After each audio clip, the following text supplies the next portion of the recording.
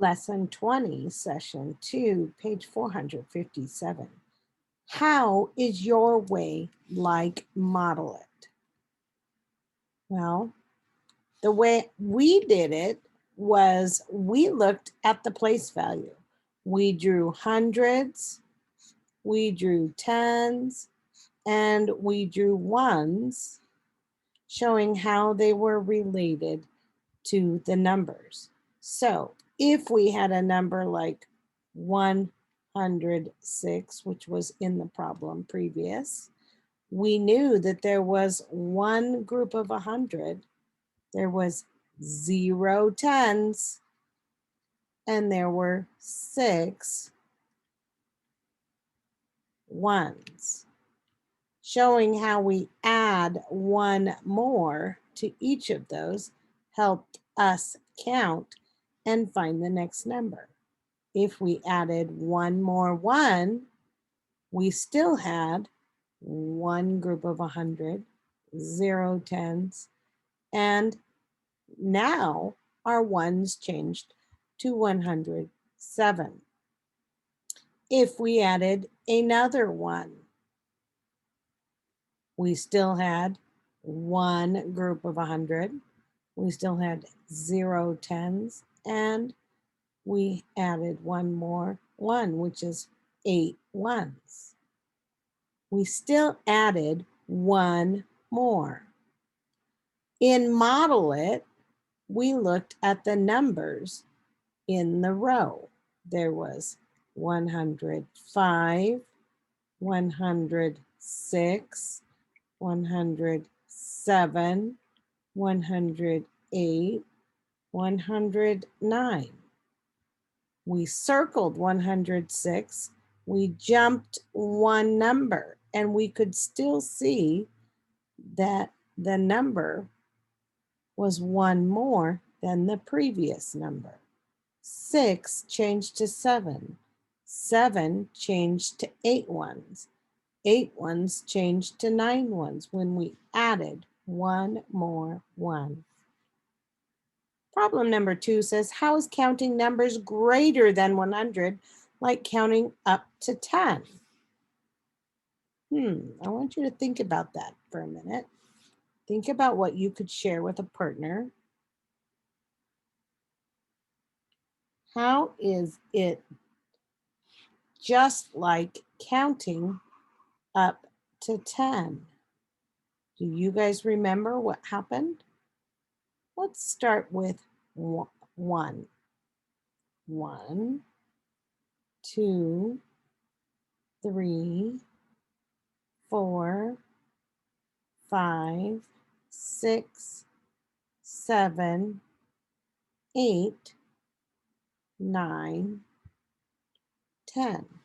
Now we're going to write more numbers, but we're going to start with 101. 101, 102, 103, 104, 105, 106, 107, 108, 109, 110. Notice that the ones place is the same and repeats that pattern over again.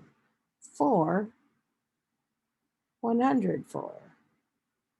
5, 105. 6, 6. 7, 7. 8, 8. 9, 9. 10, 10. It follows that same sequence. Apply it. Fill in the blanks. Count by ones. That means we're only going to add one more every time.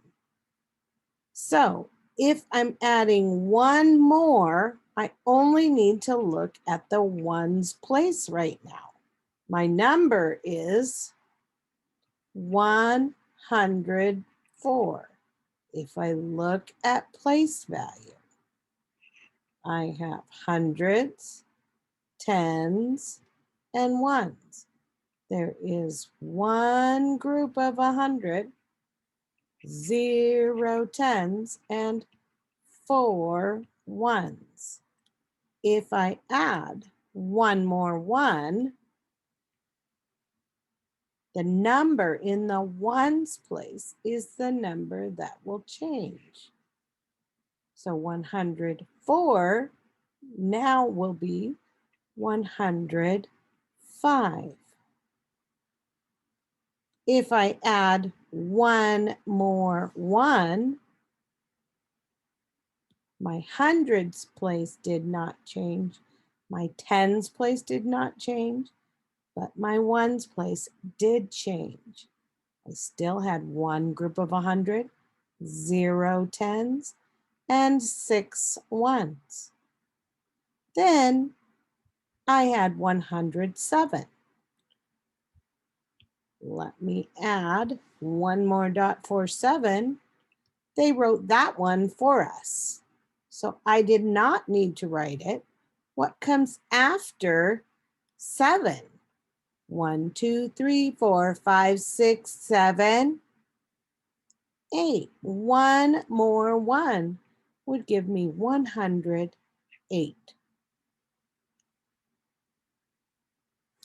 Number 4 says 1 more than 94 is what? 1 more than 94. So what they are asking is what comes next. If I have 94, that means I have tens and ones. I have 9 tens, 3, 4, 5, new line, 6, 7, 8, 9 in the tens place, and 4 in the ones place. If I add one more than 94, I need to add one more one. My tens place did not change. It still has 9 in the tens place. My ones place changed from 4 ones to 5 ones. So 1 more than 94 is 95. Problem number 5 says 1 more than 110 is. Let's draw what 110 looks like. We have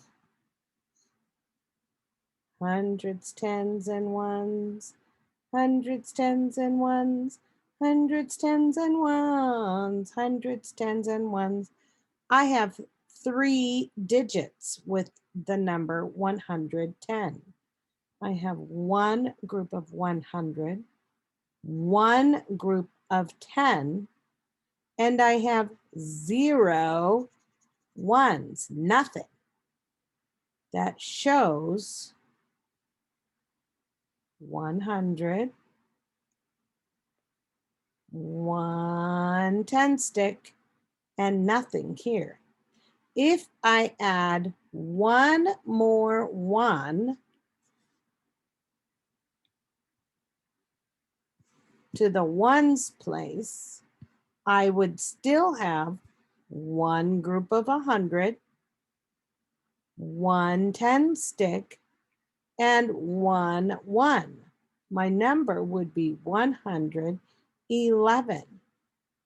Just like if I had the numbers, let's say 6, 7, 8, 9, 10, 11 on my 100 chart, if I had 106, my next number would be 107, 108, 109, 110, and then 111. Notice that the ones place follows that same repeating pattern.